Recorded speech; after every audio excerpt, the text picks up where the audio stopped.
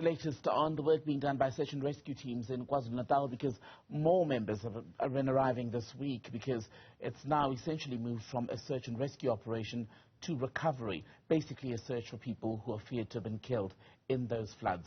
Authorities in KZN say 435 people are known to have been killed. Thousands more have been displaced. District hospitals and dozens of clinics have been without clean drinking water, and supply pipes were damaged by the rains. Let's talk about what's being done for the survivors with Monica Genya, who's a support coordinator at Doctors Without Borders. Monica, a very good evening to you. Welcome to the program. Let's begin first with where you have focused your efforts in KwaZulu-Natal. Which communities are you working with? Thank you very much for having us. We've been hearing reports of great need in KwaZulu-Natal, and we've heard of over 40,000 homeless in community halls and shelters around the area. So we are concentrated just within and outside Durban, and we're supporting 3 community shelters with non-food items, blankets, cookware, towels, buckets, and food items as well. And when the MSF team arrived in these communities, what sort of situation did you find at the time, and how soon after the floods were you able to roll up your sleeves and get to work? MSF has been in this hall for years now. We are supporting clinics in Eshowe, and we were on hand right from the beginning. We went in to do an assessment. As you are aware, the road networks are absolutely horrendous.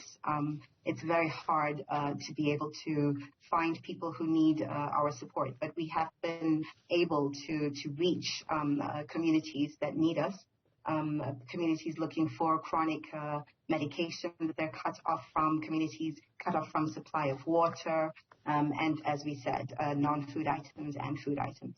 And as you were saying, road infrastructure damaged. There was an issue in the first week of the search and rescue operations with cell phone networks. I know in some areas it is still a problem to get a stable phone line going. How much of a complication has that presented for you? It has been extremely difficult, but we do have mobile teams going up and down and trying to source the areas that need us most. Talk to us about the team that you have on the ground. You've got registered, I understand, counselors, you've got doctors, you've got nurses, and I'm interested in the work of the registered counselors in particular, because often the focus is on physical injury, but people go through a lot more with such an event. Absolutely. So we do have doctors and nurses and registered counselors who are forming part of their staffing mobile health response teams. And these are in conjunction with the provincial health authority. Now, our registered counselors are on hand to give counseling to the bereaved and counseling to traumatized people who are still in shock over what has happened. And we find that very much a process necessary for our medical teams. MSF has also had similar deployments to other parts of the world where there have been natural disasters, areas of conflict. Is what's going on in South Africa now, post the storm itself, is it typical of a country that would have gone through such a traumatic event in terms of the unspecified number, unconfirmed number of missing people, many families now unable to find their loved ones who are now presumed dead? Well, every situation is different. Every event is unique in its own way. But yes, we have seen events such as this globally, and the situation is extremly dire. A lot of help is needed. We hear more rains are on the way, which are not going to help the situation. The most pressing need right now is the need for potable water. We're seeing, in fact, on the ground that pipes have been washed away. And there is no potable water in many communities. We are assisting with tankers and water storage units, and we will continue to assist, but a lot more help is going to be needed on that front. You're also looking at collaboration as far as water treatment centres, as well as the drilling of boreholes. Have you identified areas where that can proceed? At the moment, we are still assessing the situation and trying to assess the best places where this can be done. But definitely, this is one of the routes that we are looking into. I know you are still assessing where boreholes and these water treatment points would be necessary.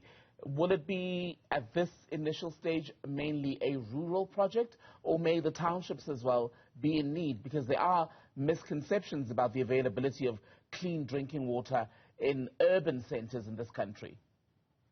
Absolutely. No, it would be in urban as well as rural areas. And we have heard that quite a few clinics are going without water, clinics in urban as well as rural areas. And that, is an unacceptable situation, especially in light of having waterborne diseases. So we would definitely be looking at both areas. Monica Genya, or rather not support, I beg your pardon. Monica is with Doctors Without Borders, speaking to us there about the situation in KwaZulu-Natal. She's a support coordinator, in fact. That is her full designation. Thank you for your time, ma'am.